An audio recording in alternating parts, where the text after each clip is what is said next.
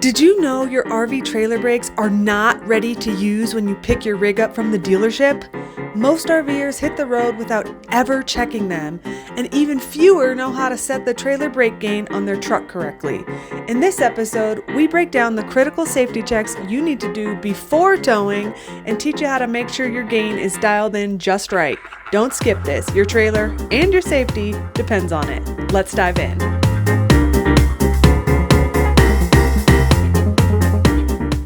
Good morning, everybody. It is travel day again. We are hitched, we've done all our checks, and we are ready to hit the road.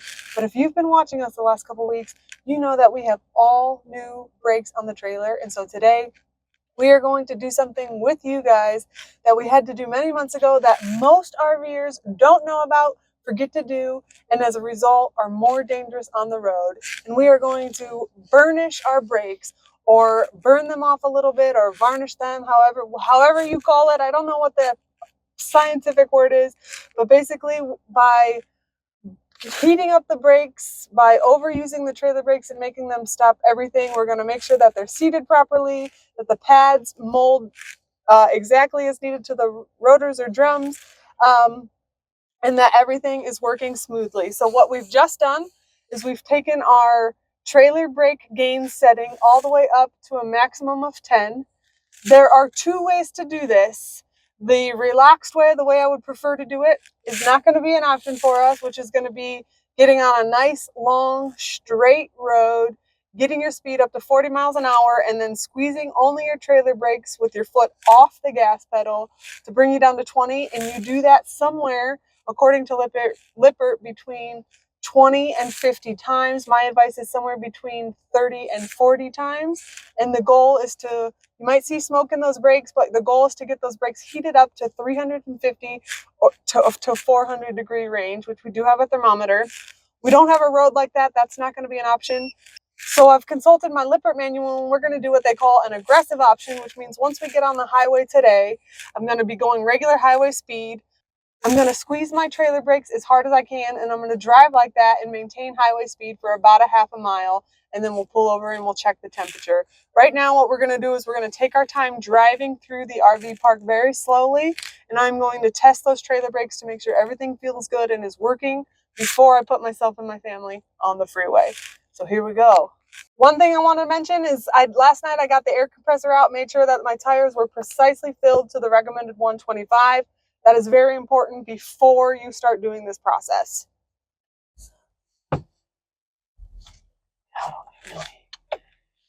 My nerves are heating me up just fine. Okay. So what I'm going to start by doing is just going to get up to a nice easy 10 miles an hour and use my trailer brakes only by squeezing these two together, using my trailer brake only to stop us, just to make sure they are engaging, they are working, and things feel right.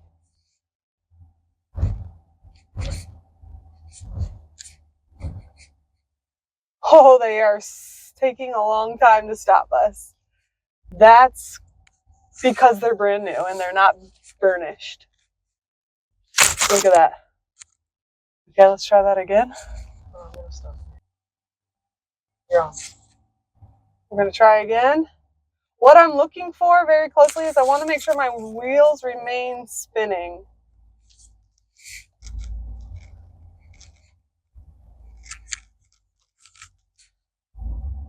So I can feel some grab, but the trailer brake should be able to stop us, especially at this low speed. So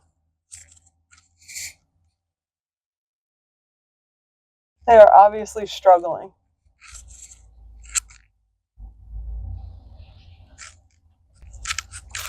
We did do this with our first rig. We did it today. We were towing with Adam, which gave us more confidence.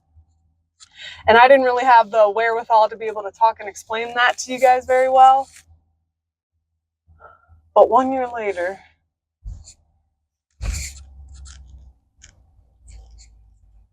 okay. Luckily, Betty's a beast. She's not maxed out. Crucial never to have your truck maxed out. This is a great example as to why.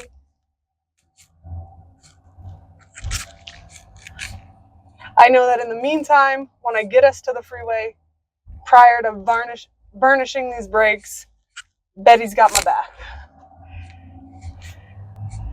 If my truck were overloaded, if I was a single rear wheel, I would be incredibly nervous to be doing this in the aggressive manner that Lippert prescribes.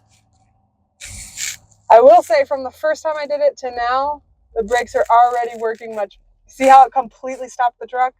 They're already working much better. They're getting themselves seated properly, figuring out how to properly make contact with everything they need to make contact with. As you know, our brakes, all the seals were blown, which means that the pads of the brakes were greased up. Like, not helpful. I'm going to do one more lap around the block. Yeah, I was going to recommend before we go. And Mandy, my little co-captain extraordinaire, if the brakes need adjustment, she knows how to do that, right? Yeah, Joe taught me how to do that, so. Okay, they're bringing us to a complete stop at least. We're improving. There's our spot. Yeah, this was our best campsite yet.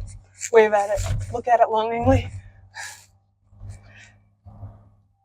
That mountain up there that you might probably see out my window, that's NORAD.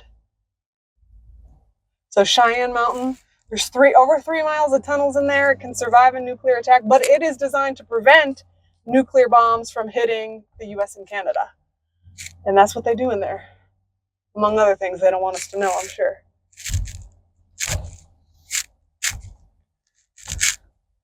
So if you own a trailer, even if you've had your trailer a while and you've not done this, I highly encourage it. The biggest things is your trailer brake. I learned in researching this, trailer brakes should be set to 10. It is very rare that they should be lower than that. The only reason you would lower them is if you're doing this test like I'm doing right now and the wheels are locking up, not spinning, which is not a problem we're having at all. That would be the only reason to lower your trailer brake gain down from 10. Okay, I think we're ready to put in our GPS and hit the road and all that. And then we will grab them again when we're about to varnish the brakes. All right. One other thing that Joe recommended that we do is about 50 miles in to retighten all the lug nuts on the trailer tires, because obviously we had those off when we redid the brakes. So we only have an 86-mile drive today. So at some point we'll stop over and retighten those. Ideally, it's after we do the burnishing, because we also want to check the temperature of the brakes. So a lot on our plate for an 86-mile drive today. Glad it's a short one. Well, I was just going to say, perfect reason to have short travel days sometimes. Yeah, I'm glad we don't have like 400 miles under our belt with all of this and everything new. So here we go. We're going to hit the road. You like travel day, Miley?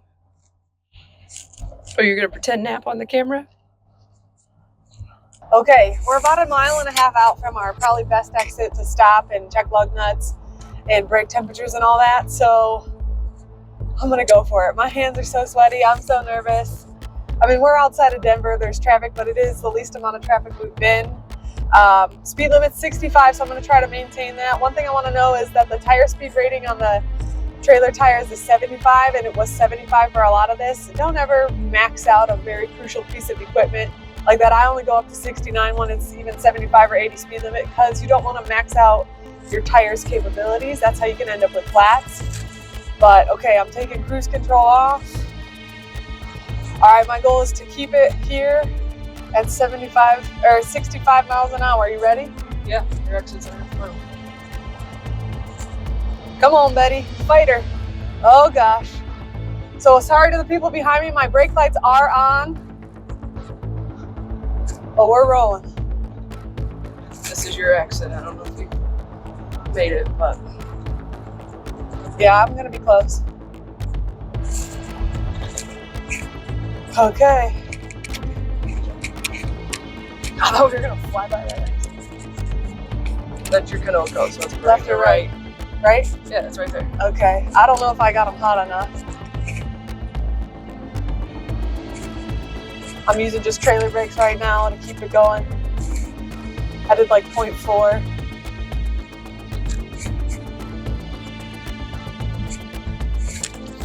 Oh man. Whew. Is that nerve wracking? Yeah, I'm hoping I don't have to do it again, but.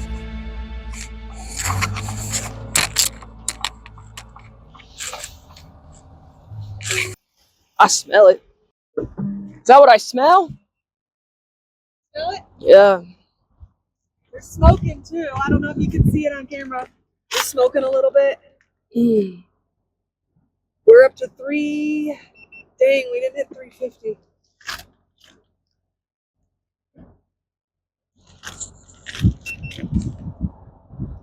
I think we did it though.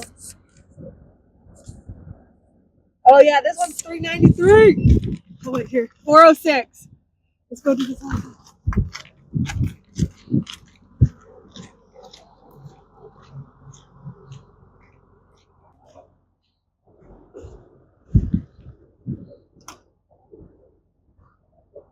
$355.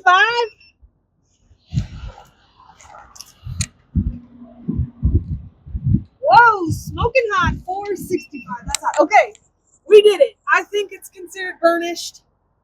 We gotta let these cool. So while those are cooling over the next 15 minutes or so, we are going to check our lug nuts and make sure that they're still at 110. We've gone enough miles for that, and then we'll go from there.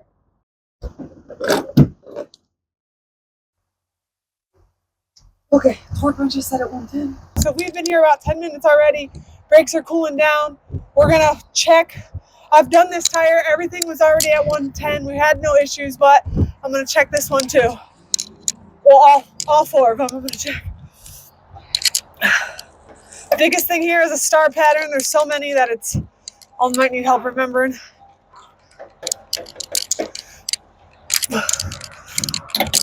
Yeah.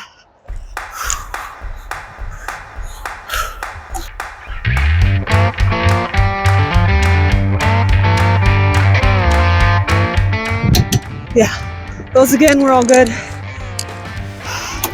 We're gonna do the other side and then we're ready to hit the road. It's cold out here, it's snowing. My hands are numb. Be an RVer, they say.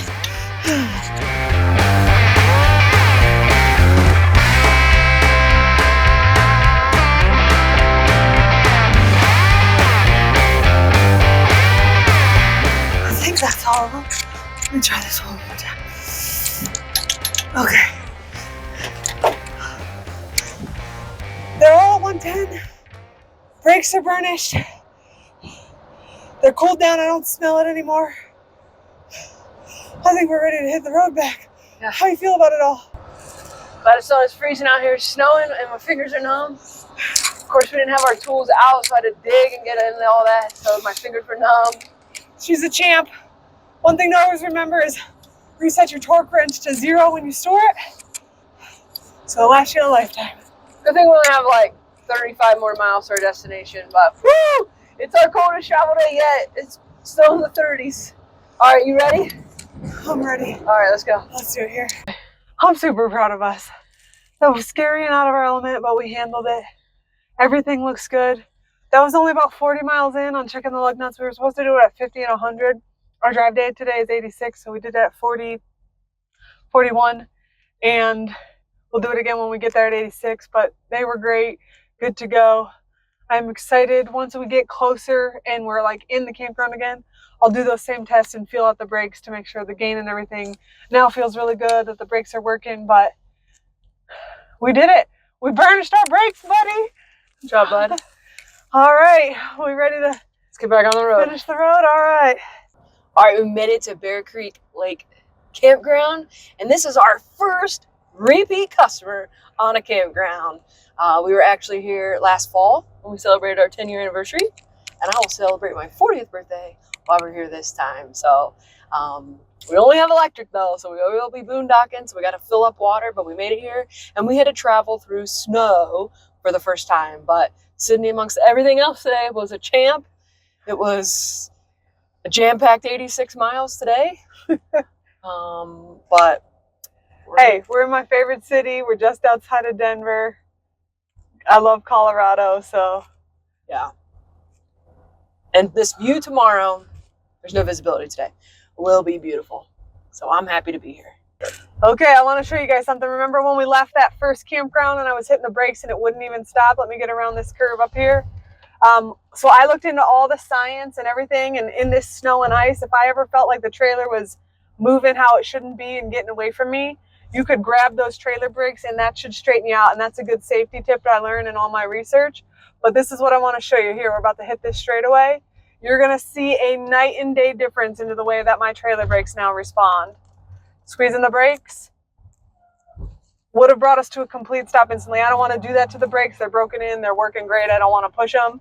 But you can see huge difference. So if you own a trailer and you've never done that, please do that. It makes a huge difference in your safety and your capability. And remember, unless your tires are locking up, your gain should be on 10. We really crushed it today. It's cold outside, but the fire keeps us warm. We can spend the night neath the mistletoe. It's cold outside. Of course, I'm totally logged out. You can't check when I'm full. Oh, you're logged out? Yeah. It's cold out here. It's freezing. So last time we were here, when we pulled up, this tree was in our way. It was such a tight turn. So we decided to stay on the road and use our 65-foot retractable hose. So we made it, but the hose is extended and it's cold. Whew. How you like winter camping, Sid? Thank you all so much for watching. We appreciate you so much. We will see you next weekend, but in the meantime, be sure to like, comment, and share the video. We love you guys. It's cold outside.